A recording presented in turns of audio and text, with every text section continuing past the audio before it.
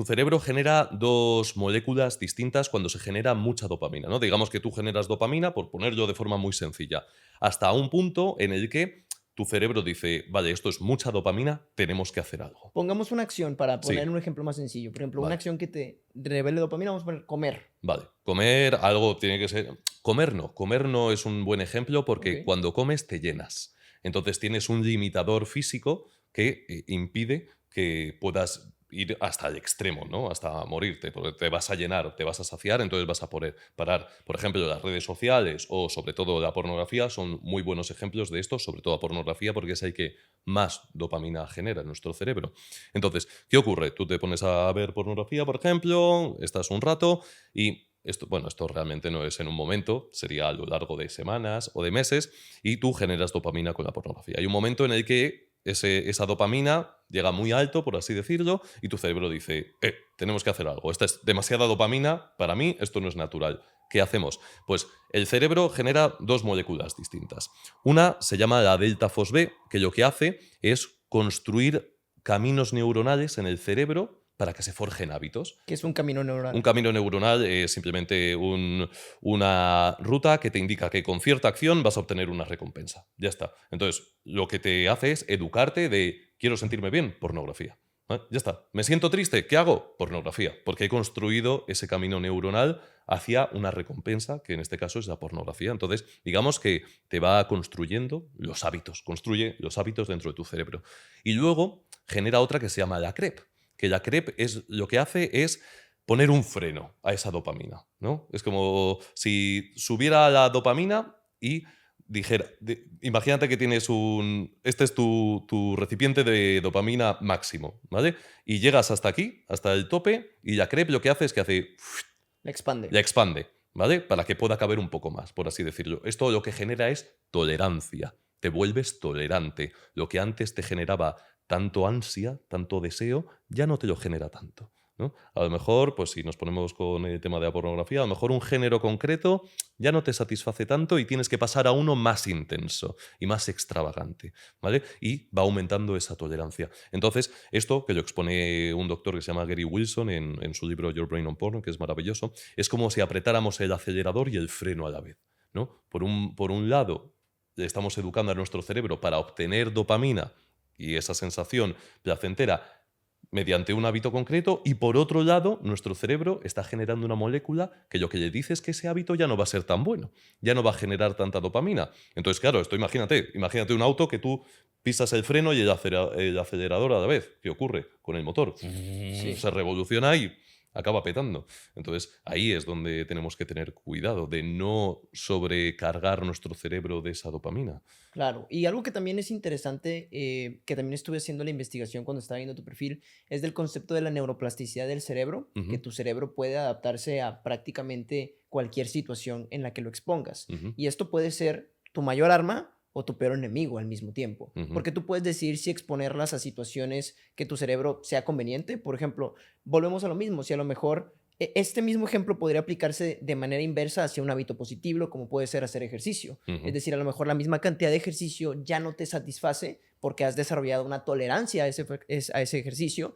y has desarrollado este camino neuronal donde tú dices, oye, bueno, me siento mal, hago ejercicio, ¿no? ujú. Que esto ya lleva una connotación positiva hacia tu persona, generas más confianza, tienes una mejor condición física, estás en más salud y al mismo tiempo creas ese camino neuronal y al mismo creas como esta neuroplasticidad de tu cerebro de soy una persona que hace ejercicio y cada vez necesito un poquito más de ejercicio para adaptarme. Y se puede llevar del lado bueno y del lado malo. Eso es. Y algo que es interesante entonces es como, ¿cómo te das cuenta o es fácil darse cuenta que estás cayendo en este? Porque estos son conceptos que a lo mejor si no te los dicen, Ujú, pues no experimentas. Y sobre todo con el caso de la pornografía, creo que es algo que quería tratar en este podcast porque es algo a lo que te expones tarde o temprano en una edad muy joven.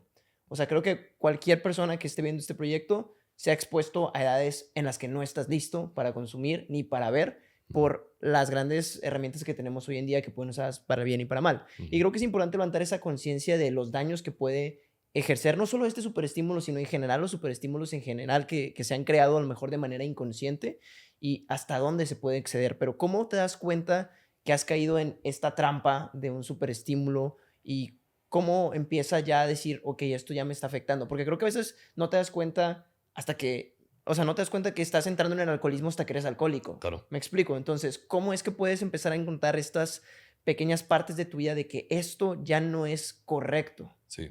Bueno, lo primero de todo, yo creo que lo que has dicho me ha parecido muy interesante al principio de cómo podemos sentirnos bien generando dopamina de forma natural, que esto es completamente posible, porque estamos siendo un poco catastrofistas ahora, ¿no? Claro. Hablando del lado negativo, Pero se tienen que pero hablar de los dos lados para claro, que claro. podamos entrar en el contraste. Por supuesto, por supuesto. A mí, por ejemplo, me ocurre eso. Yo cuando me siento, pues tengo algún día un poco más desmotivado, un poco más triste, me voy al gimnasio y salgo, pero como nuevo. O sea, me siento fenomenal. Y es verdad que al mismo tiempo he ido aumentando los días que entrenaba, ¿no? De 3 a 4, a veces hasta 5 a la semana, y los ejercicios que hago, los pesos que hago. O sea, necesito, ¿no?